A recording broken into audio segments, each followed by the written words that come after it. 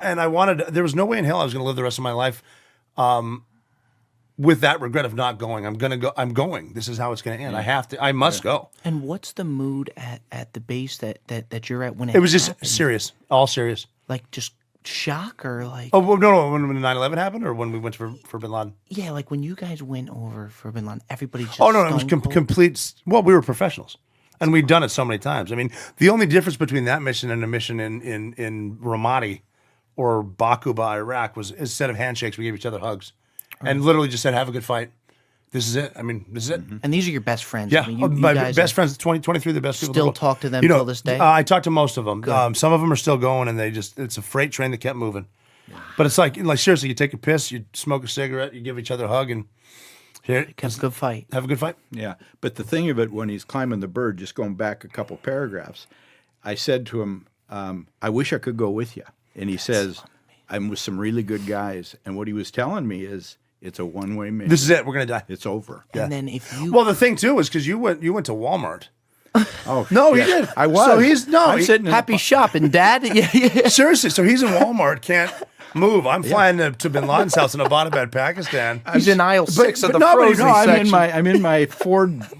Whatever the hell, yeah. Ford Ranger truck. Yeah. You don't, hey, by the way, you don't need to say which vehicle because we're not sponsored yet. So it could have been any. It could have been any truck. The O'Neill limited edition. Yeah. Then how did you hear after the mission's complete? How did you get the news? Well, the thing is, we had Bin Laden's body, and we're at Bagram Airfield, and the FBI is doing DNA tests on him. We have a TV set up. President Obama came out walking in the black suit, red tie, the red carpet, and he said, "Tonight I can report to the American people and to the world the United States has conducted a mission that killed Osama bin Laden, the leader of Al Qaeda." Yeah. And I'm sitting there eating a breakfast sandwich. I hear the president say Osama bin Laden. I look at Osama bin Laden. I'm like, how the fuck did I get it from Butte, Montana? But then we're thinking, when are you going to say no Americans were killed? Yeah. Yeah. So he never said that. About a minute and 20 seconds into it, he did. Yeah. My neighbors can hear me screaming at the television set because I haven't heard. I want to hear, and I don't want to hear a word. You had to be a mess. Well, I'm waiting for the military guys to come up, which I'm praying to God they don't. The friggin' guy with the priest and the fucking... Yeah. So you had to be a mess. Oh, it was horrible. Yeah. But I mean, even we're writing the notes to our buddies. Like, so the 23 guys that were there, we wrote letters to everyone, individual letters to my dad, my daughters, my mom, my sister, my brother, my sister, and but you can't give these letters to your buddies, because they're going to die with you. So you got to find someone that doesn't know what the fuck you're doing. A manila envelope in a hand. I say, hey, look, here's inside of this. Just trust me.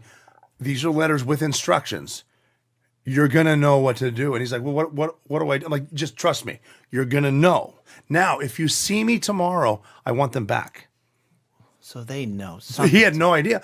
As soon as he gave them back, I shredded those goddamn things. I wish I would have kept them, but I shredded them. I'm surprised you wouldn't. I had blood on my uniform. I went into the shredder and put them in the thing. Just got rid of them.